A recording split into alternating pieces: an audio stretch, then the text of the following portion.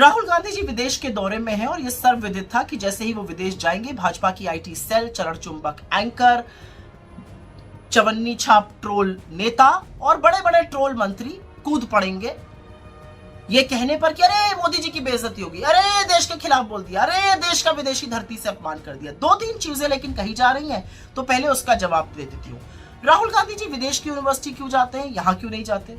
अभी गए थे दिल्ली यूनिवर्सिटी, छात्रों के साथ खाना खाया, विचार साझा किए, क्या हुआ? नोटिस भेज दी इस कमजोर सरकार ने। फिर कहते हैं राहुल गांधी जी देश में रहकर आलोचना क्यों नहीं करते? अरे वो आईना आपको यहाँ पर भी दिखाते हैं, वहां पर भी दिखाते हैं। यहाँ पर आप साजिश रचकर, षड्यंत्र रचकर उनकी सदस्यता खत्म करते हैं, उनका माइक म्यूट करते हैं, विपक्ष की कार्रवाई सदन वाली नहीं दिखाते हैं। यह आपकी असलियत है। लेकिन राहुल गांधी जी लगातार आपको आईना दिखाते हैं और लोकतंत्र में यह जरूरी है करना, क्योंकि जितना आईना सरकार देखेगी उतना समाधान ढूंढेगी। अब ये अलग बात है कि जो आईने में आपको सच दिखता है वो सच कड़वा है, बेरोजगारी का, महंगाई का, आर्थिक असमानता का, चीन का, अडानी का। उससे घबराकर आप उल जलूल बातें करते हैं, अरे मोदी विरोधी, अरे देश विरोधी। अरे भैया, देश की बात करना मोदी विरोधी कब से हो गया? और मोदी जी देश से ऊपर है क्या? पहली बात। एक बात और कहना चाहती हूँ, राहुल जी को बड़े बड़े लोग बड़ी बड़ी यूनिवर्सिटीज बुलाती हैं तो वो जाते हैं, अपनी बात करते हैं। प्रधानमंत्री तो करोड़ों रुपए फूंक कर अपनी छवि बनाते हैं, खूब स्टंट रचते हैं बाहर जाकर। अभी हाल ही की बात है, ऑस्ट्रेलिया गए थे, किसी ने वहां पर बॉस कह दिया। अरे भैया, चरण चुंबक मीडिया तो मानो गदगद हो गया, वाह वाह वाह वाह होने लगा। लेकिन उसी के 24 घंटे के अंदर ऑस्ट्रेलिया ने देश के 6 राज्यों से स्टूडेंट्स के आने पर पाबंदी लगा दी।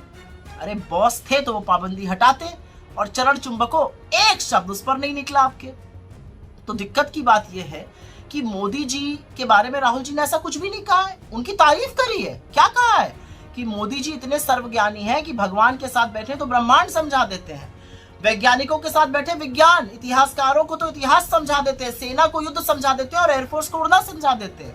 अरे मोदी जी तो वो सर्वज्ञानी हैं जिनको ये सारी बातें आती हैं। अब भक्त असमंजस में है कि इस पर क्या कहें। अगर कुछ कहेंगे तो मोदी जी की काबिलियत पे शक हो गया, और अगर कुछ नहीं कहेंगे तो मतलब राहुल जी की बात सही है, तो फंस गए बेचारे भक्त। लेकिन भक्तों, मुझे आपको एक छोटी सी राय देनी है, और राय ये है कि मोदी जी ने महानतम थ्योरियां दी हैं इस दुनिया को।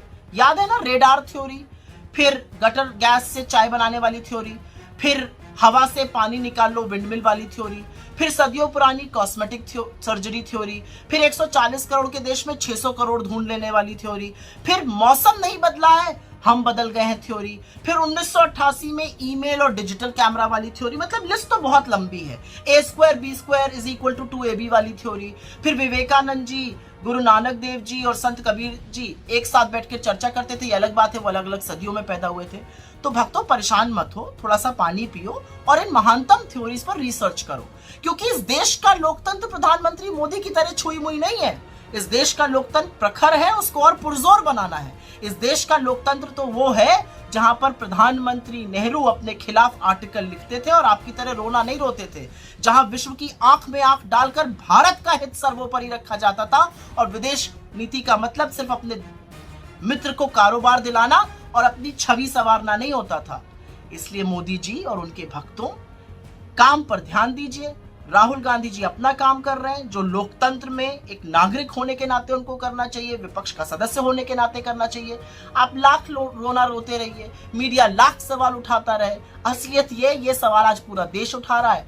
आईना आपको दिखाया जा रहा है, आईने में आप देख नहीं रहे हैं, आप धूल आईने की साफ कर रहे हैं, लगी चेहरे पर हुई है।